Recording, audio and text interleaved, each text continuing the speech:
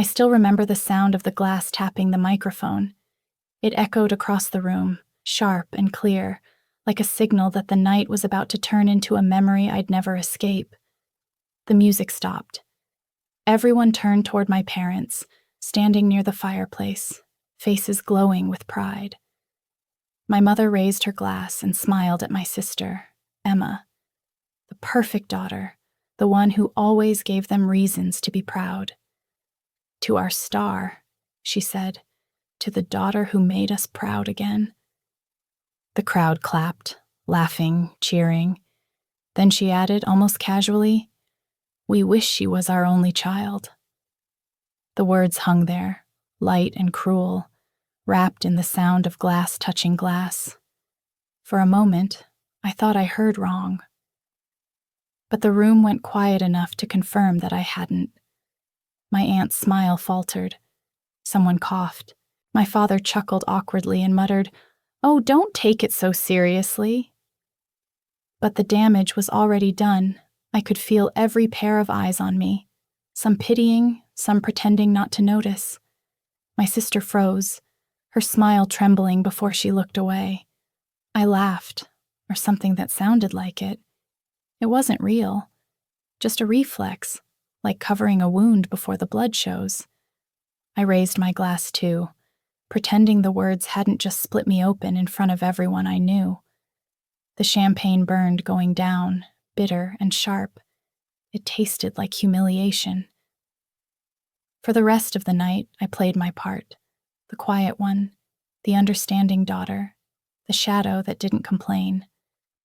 People came up to congratulate Emma, and I nodded along, smiling when someone said, "Your parents must be so proud." I wanted to ask, of who? But I bit my tongue until it almost bled. Later, I slipped out to the garden, away from the lights and laughter. The cold air hit me like truth. I could still hear their voices inside, still see my mother's proud smile through the window. She didn't even look for me. None of them did. For years, I had convinced myself that their distance was love in disguise, that maybe one day I'd do something worthy enough for them to see me. But that night, I understood. They didn't forget me. They just didn't want me. Something in me went quiet then, not broken, just done. I watched my reflection in the dark glass, a face they didn't recognize, and whispered to myself, never again.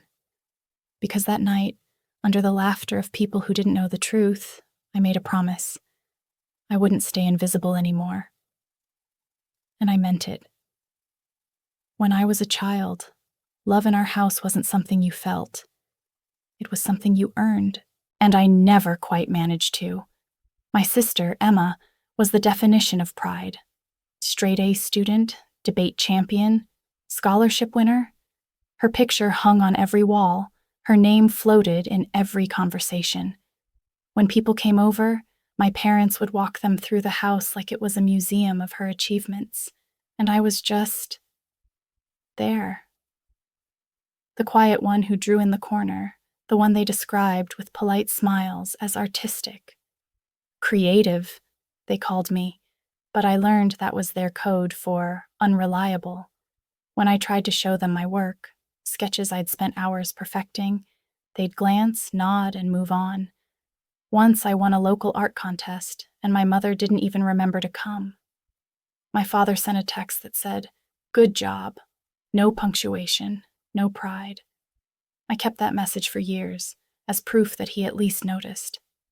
Emma wasn't cruel. She'd sneak into my room sometimes, tell me she wished they'd stop comparing us. But then she'd go back downstairs, back to being their reason to smile. I didn't blame her. She was just living the role they wrote for her. I used to believe the day would come when I'd do something big enough to change it all. Maybe then they'd look at me and see their daughter, not their disappointment. But that night at the family party, when my mother said she wished Emma were her only child, I understood the truth. I was never the disappointment. I was the reminder, the proof of everything they wanted to forget. So I started collecting things: words, glances, small humiliations. Every time they ignored me, every time they twisted my honesty into drama, I stored it away like evidence. I didn't know what for yet, but I knew I'd need it, because deep down, something had shifted. Pain stopped feeling like a wound and started feeling like a weapon. I told myself I'd use it one day, not to hurt them, but to make them finally see me. I didn't know how yet, but I knew the day would come when their silence would cost them everything. I found the video a week later, late at night when the house smelled like coffee and old coats. My cousin had uploaded clips from the party, the laughter, the speeches, the cake. I watched for the edges, the faces I cared about, until my mother lifted her glass and said those words again. The camera had caught it. Her smile, my father's half-hidden smirk, the way Emma's hand slid from mine. The moment looked harmless on a small screen, but it landed like a stone. The comments beneath the video did what the room hadn't. They named the cruelty. "Ouch," wrote someone I'd never met. Another called it cold. A relative I only saw at weddings sent a laughing emoji. The mix of pity and amusement dug at the ache, and I saved the clip to my phone, tucked it behind other files as if it were a private evidence bag. I didn't post it. Not yet. It felt too personal. After that, I started recording on purpose. Not for blackmail, not for instant exposure, but to make the truth something I could touch. I recorded their toasts, their offhand jokes about appearances, my father's late-night sighs about the burden of 2 kids. I learned to leave my phone on when I pretended to retreat from the room, pretending to be busy while I listened to what they said when they thought no one was paying attention. Some nights the recordings stung like fresh salt, my mother admitting, almost casually, she'd considered leaving when I was small, my father calling me dramatic for wanting attention, drunken admissions about how scholarships and trophies had been used to cover debts. Each clip felt like a small collapse in the house of lies they'd built. I kept everything organized. I named files by date and subject. I wrote notes. Who was there? What was said? The tone. It became methodical, almost clinical. I told myself the recordings were a tool, a mirror to show them what their silence did. My revenge would not be loud. It wouldn't be a scene. It would be careful, deliberate, like laying a net with words. Sometimes I imagined the exact moment I would press play in front of them and watch their faces change. Other times I feared what that would do to Emma, how truth would slice both our worlds. Carrying the recordings felt heavier than making them. My hands shook when I played a clip. I asked myself when I would use them, or if holding the truth close would be enough. The question kept me awake. Would exposing them free me? Or would it only widen the hurt? Emma knocked on my door one evening, long after our parents had gone to bed. She stood there in her pajamas, hair pulled back, eyes tired in a way I'd never noticed before. For a second, she didn't say anything. Then, in that quiet, she whispered, "You know they didn't mean it." Her voice cracked halfway through, as if even she didn't believe it. I stared at her, trying to find the sister I grew up with, the one who used to braid my hair and sneak me chocolate when our mother wasn't looking. But the person standing there wasn't that girl anymore. She looked like someone who'd been holding her breath for years.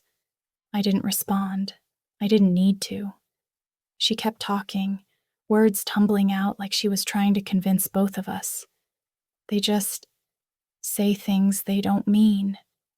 You know how Mom gets. You shouldn't let it. She stopped when I turned to look at her. The silence between us said everything. Even she couldn't defend it anymore. Not the favoritism, not the comparisons, not the manipulation dressed up as love. After she left, I lay awake thinking about her. For so long, I'd painted Emma as the golden child, the one who had everything handed to her. But that night, I saw something else. I saw how our parents used her, her success, her smile, to hide their own cracks. She was their performance piece, the proof that they'd done something right. And she played along, maybe because she didn't know how to stop. I started noticing little things after that. The way she rubbed her wrist when our father raised his voice. How she checked her phone obsessively after talking to Mom. How her laughter had started sounding rehearsed. The cracks in her perfection weren't flaws. They were fractures from carrying too much for too long. Still, knowing that didn't make the anger fade. If anything, it made it worse. Because now I wasn't just angry at them. I was angry at how they'd turned both of us into tools for their own stories. I could see Emma breaking under the same weight that had crushed me, but I wasn't ready to forgive. Not her. Not them. Not yet. Revenge, I learned, isn't a moment. It's a process. Slow, deliberate, patient. I didn't wake up one morning and decide to destroy them. It began quietly, almost like a habit. Late nights at my desk, the glow of my laptop painting the walls, folders open with receipts, bank statements, screenshots of donations that never reached the charities they boasted about. My parents had built their lives on image. Church donors, kind neighbors, the couple everyone admired. I knew it was paper thin. I just had to prove it. I started collecting everything. Old tax forms, canceled checks, messages that showed how their charity fund was really a cover for personal expenses. They had turned goodness into performance, morality into marketing. Every smile in a newspaper photo hid another secret behind closed doors. I told myself I wasn't doing this out of hatred. I was doing it because truth deserved an audience. Then one night, I built the blog. Anonymous, minimal. I gave it a poetic title, something vague, something that sounded like art, not confession. The first post was a short story about a family that looked perfect from the outside, but rotted quietly from within. I disguised real events in metaphors, changed names, rearranged timelines. But people aren't as blind as they pretend to be.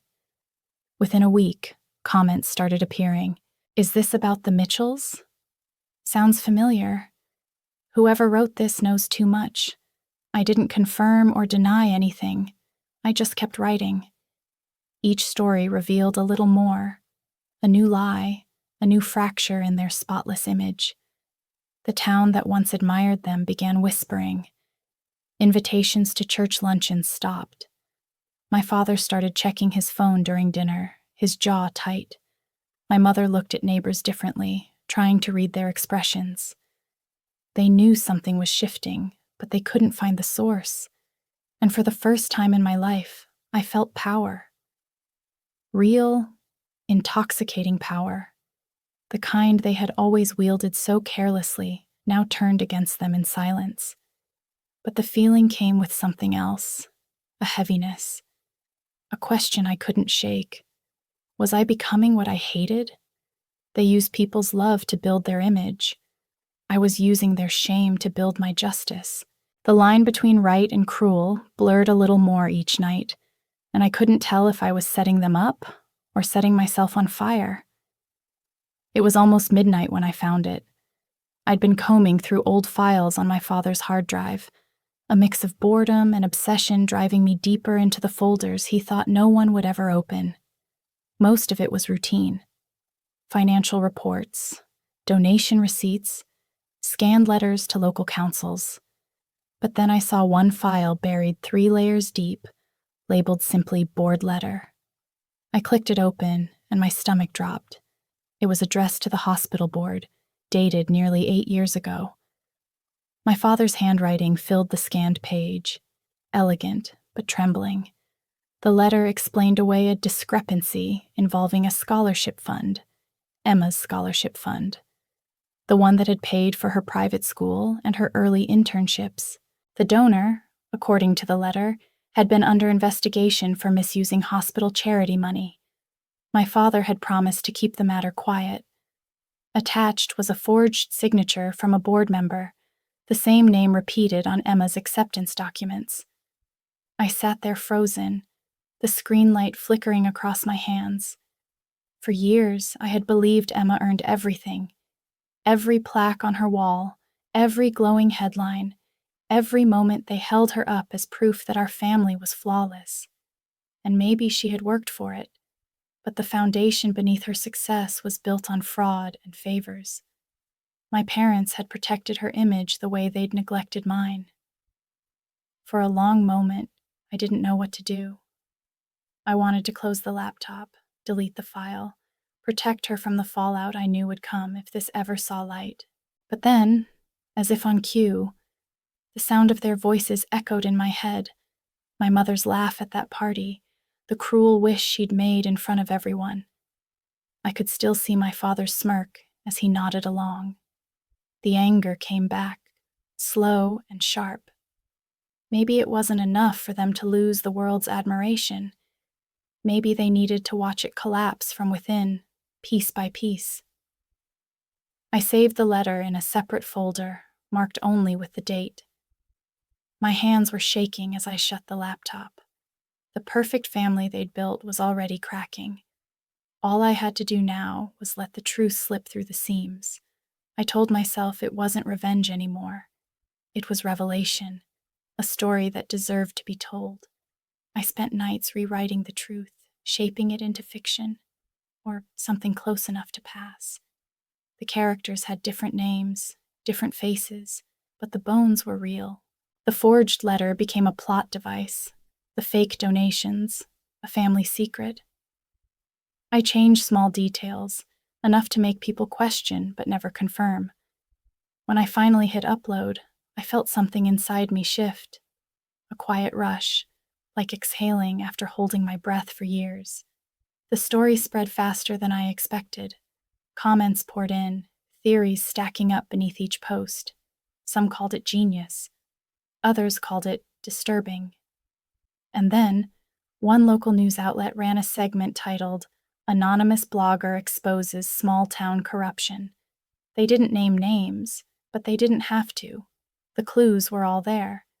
The hospital board reopened old records, and whispers turned into meetings. I watched from behind my screen as the world I'd grown up in began to tilt. My parents noticed it too. The phone started ringing more often, voices on the other end suddenly careful, uncertain. My father paced the living room at night, muttering about betrayal and lies. My mother scrolled endlessly through social media, searching for confirmation that no one suspected them. They both looked smaller somehow, their polished confidence thinning with each new rumor. One evening, my father knocked on my door, his voice too calm. "You haven't seen this blog, have you?" he asked. "People are spreading nonsense. About us, I said no, keeping my tone steady." He studied my face like he wanted to believe me, but something in his eyes flickered. "If I find out who's behind it," he said, "I'll ruin them." I nodded, biting back the urge to laugh. The irony burned in my chest. Him threatening the very person who had given him the truth he deserved. But as their panic grew, so did something else. Guilt. I didn't expect it. The sight of my parents unraveling should have satisfied me, but all I could think about was Emma. She didn't defend them, didn't accuse me, didn't speak at all. Her silence was worse than their fury. I didn't want to destroy her, only them. But in tearing down their world, I couldn't tell if I was pulling hers apart too. It happened on a Tuesday evening. The air in the house felt heavy, like it knew something was about to break. I was in my room when I heard my father's voice downstairs, louder than usual, words tripping over anger. "She's the only one who could have done it," he shouted. My mother tried to calm him, but her tone carried the same edge. I didn't move. I just listened to the sound of footsteps climbing the stairs, slow and deliberate. They burst into my room without knocking. My father's face was flushed, his hands shaking as he held his phone out like proof. "You think we're stupid?" he said. "This blog, these stories, you think we don't recognize ourselves?" My mother stood beside him, her expression colder than I'd ever seen. You've always been jealous, she spat. But this is vindictive. I didn't argue. I didn't even look away. For years, they'd buried me under their silence, their neglect, their pretend smiles. And now they were choking on their own dirt. My father's voice broke when he tried again to sound strong. Do you have any idea what you've done to us? He asked. I almost laughed. To you? I said quietly. You mean what you've done to yourselves. That's when Emma walked in. She froze at the doorway, her eyes darting between us, confusion shifting into realization.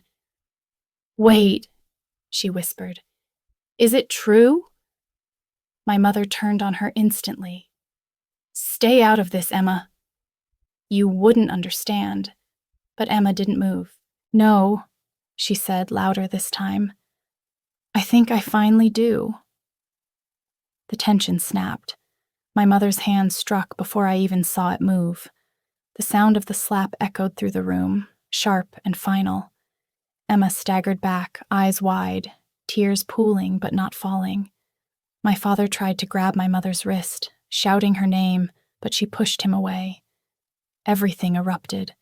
Voices overlapping, accusations spilling out, years of rot surfacing all at once. I stood still, letting the chaos unfold. It wasn't victory I felt. It wasn't triumph. It was release, quiet, clean, almost sacred. For once, I didn't have to fight. They were doing it for me. By the time the shouting faded, something fundamental had cracked in that house. I hadn't destroyed them. I had only held up the mirror, and they finally saw what was staring back. The news spread faster than any rumor I'd ever known. One morning, the local paper ran a headline about misused charitable funds tied to a well-known family. They didn't print our name, but everyone in town already knew. By the end of the week, donations were pulled, committees dissolved, and the church pews that once saved our seats were suddenly full of strangers' eyes avoiding ours. The people who used to smile when they saw my parents now crossed the street to pretend they hadn't. I watched it all unfold quietly. I didn't post another word, didn't need to. The story had grown its own legs, and it ran without me. My parents stopped leaving the house except to meet lawyers and former friends who no longer picked up their calls. The proud voices that once filled every room shrank to whispers. Even the walls seemed to hold their breath. Then Emma did something I didn't expect. She told the truth. She stood before the board, in front of reporters, and admitted what our parents had done. How they'd forged the signatures, manipulated the funds, and used her scholarship to protect their image. Her voice trembled, but she didn't back down. That confession, her confession, cleared her name more than anything I could have done. It was the first time she'd stepped out from behind their shadow, and when she looked at me afterward, her eyes were wet but steady. Later, she came to my apartment, face blotched from crying. I didn't know, she said. I didn't know what they did for me, or what it cost you. She apologized again and again until the words broke apart. I believed her. I didn't need her guilt. I just needed her to see it. For the first time in years, we sat in the same room without pretending to be anyone else. My parents sold the house quietly, no announcements, no farewell dinner, just a moving truck one morning, and by evening, they were gone. The town forgot them faster than I expected. But I couldn't forget. For weeks, I couldn't sleep. My chest carried two truths that refused to live together: guilt and peace. I wanted them to understand pain, not to drown in it. But now, every silence in that house, every empty space they left behind, felt louder than any revenge I could ever imagine. The letter came on a dull Tuesday afternoon, tucked between bills and grocery flyers. The handwriting on the envelope stopped me cold. My mother's looping cursive, careful and familiar. For a minute, I just stared at it. half expecting the paper to burn in my hands. When I finally opened it, the smell of her perfume hit me first, faint and deliberate, like she wanted to remind me of the woman she thought she still was. It wasn't an apology. It was a justification dressed as peace. She wrote that she still didn't understand why I hated them so much, that everything they'd done was for the good of the family.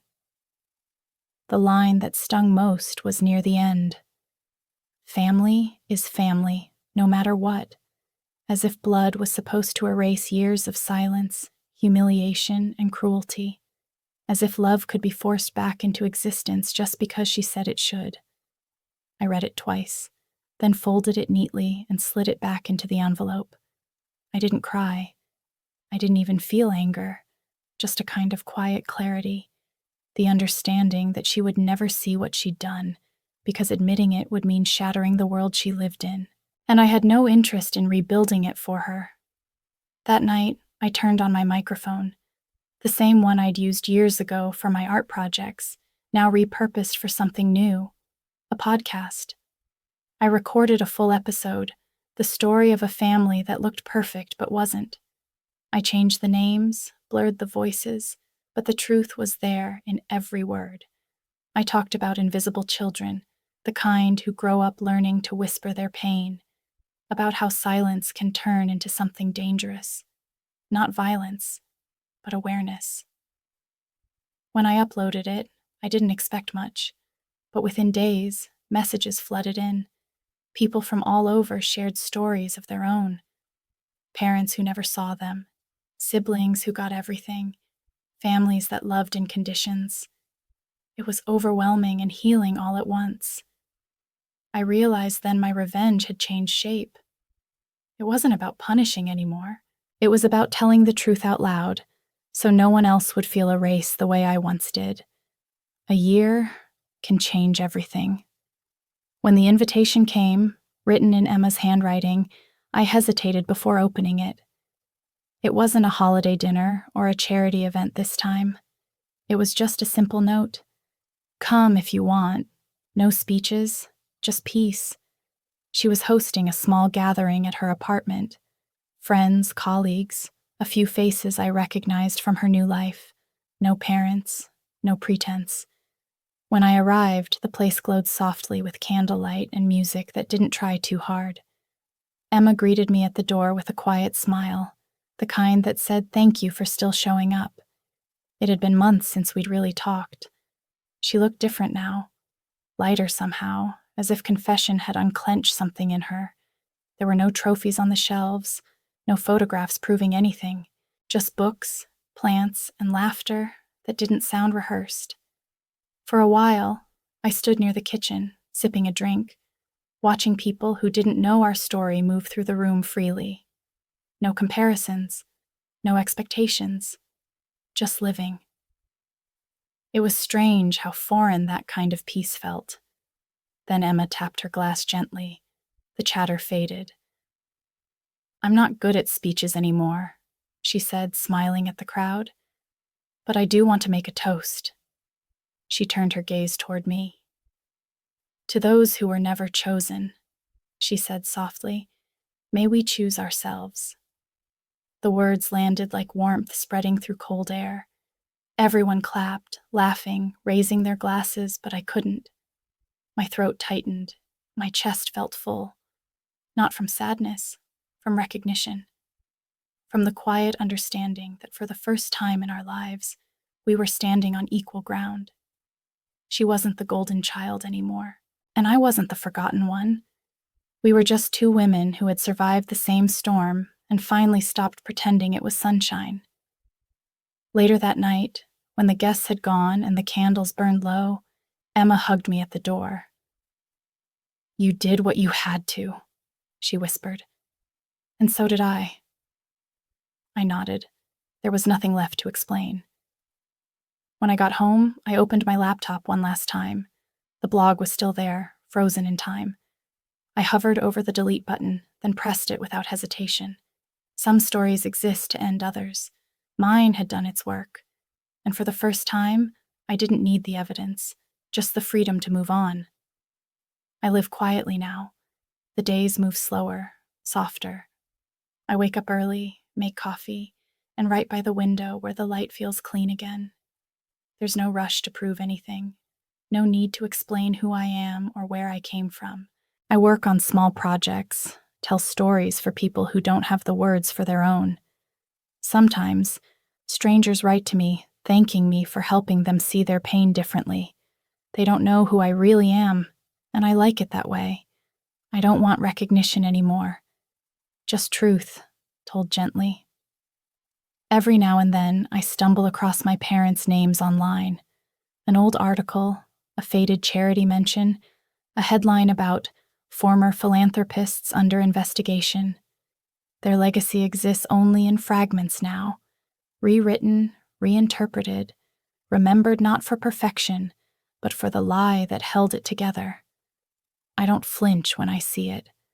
I don't even feel anger, just distance, like looking at a story I once knew by heart but no longer belonged to. The house I grew up in was sold years ago. The new owners painted the walls, replaced the garden, erased the traces of our life there. I drive past sometimes, not to mourn, but to remind myself that even ghosts can fade when they're not fed. The wound that once shaped me has long closed. It left a scar, yes, but scars are proof that healing happened, not that the pain won. People sometimes ask why I told the story, why I aired what most would bury. My answer never changes. Silence protects cruelty. It feeds it. I spent too many years thinking quiet meant peace, that staying small was noble, but silence only kept me invisible. Telling the truth wasn't revenge, it was survival.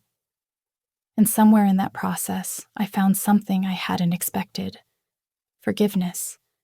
Not for them, but for myself. For the years I spent chasing their approval, for the love I kept trying to earn from people who never had it to give. I finally let go. I didn't expose them to destroy them. I exposed them to free myself. And that freedom, quiet, complete, and mine alone, was the only revenge I ever really needed. Sometimes revenge isn't about breaking what broke you. It's about finally stepping out of its shadow and learning how to live where their love never reached.